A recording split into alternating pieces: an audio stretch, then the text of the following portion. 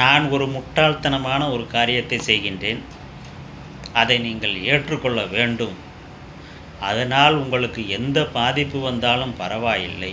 நீங்கள் அழிந்து போனாலும் பரவாயில்லை.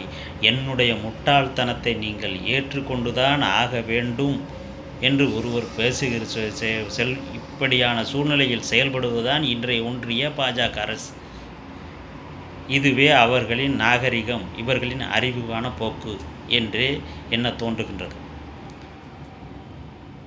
தமிழர்களுக்கு தமிழ்நாட்டுக்கு கிடைக்க வேண்டிய உரிமைகளை கேட்கின்ற பொழுது தமிழர்கள் நாகரிகமற்றவர்கள் என்று ஒருவர் பேசுகிறார் என்றால் அவரின் பேச்சு, அவரின் செயல் எத்தகைய கீழான நாகரிகத்தை கொண்டது என்றே நாம் என்ன தோன்றுகிறது. இவரை போன்றவர்களை மக்கள் எப்படி தேர்ந்தெடுக்கிறார்கள்? இவர்கள் எப்படி மக்களின் பிரதிநிதிகளாக ஒரு பெரிய மாபெரும் அவையில் வந்து அமர்ந்து கொண்டு ஒரு இந்திய ஒன்றிய அமைச்சகத்தின் கல்வி அமைச்சராக பொறுப்பை வைத்துக்கொண்டு நாகரிகமற்ற செயலை செய்து கொண்டிருக்கிறார்கள். இதுவே இத்தகைய நாகரிகமற்ற செயலை செய்கின்ற அரசாகவே இன்றைய ஒன்றிய அரசு இருக்கின்றது.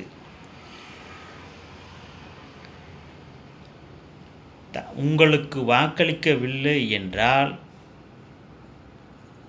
அவர்களுக்கு நாங்கள் எதுவும் செய்ய மாட்டோம், அவர்களுக்கு நாங்கள் உணவு கொடுக்க மாட்டோம் என்றால் இது எத்தகைய சூழ்நிலை? மன்னராட்சி முறையை போன்றது. இது மக்களாட்சிக்கு விரோதமானது, அதிகார பகிர்வுக்கு விரோதமானது என்றே நாங்கள் எண்ணுகின்றோம். இது தமிழ் சமூகத்தின் எண்ணம். தமிழ்நாட்டில் உட்கார்ந்து சில ஆடுகள், முட்டாள்கள் உங்களுக்கு ஆதரவு தெரிவித்து கொண்டிருக்கலாம். ஆனால் அவர்களின் அறிவு அவ்வளவுதான்.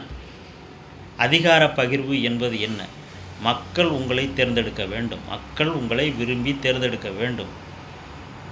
மக்கள் உங்களை உதாசீனப்படுத்துகின்ற பொழுது வேறு வழிகளில் நீங்கள் அதிகாரத்திற்கு வந்தாலும், அதிகாரத்தை அடைகின்ற பொழுது நீங்கள் அனைவருக்கும் சமமான உரிமையை, பொருளாதாரத்தை, உணவு பங்களிப்பை நீங்கள் கொடுத்திட வேண்டும் என்பதே இந்திய அரசியலமைப்பு சட்டம்.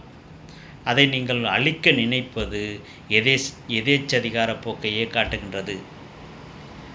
அத்தகைய உரிமையை கோரி பெறும்பொழுது, உரிமையை கேட்கின்ற பொழுது நீங்கள் தமிழர்கள் நாகரிகமற்றவர்கள் என்று பேசுகிறீர்கள் என்றால் அதற்கான வன்மையான கண்டனங்களை தமிழர்கள் என்றும் பிரதிபலிக்காமல் இருக்க மாட்டார்கள்.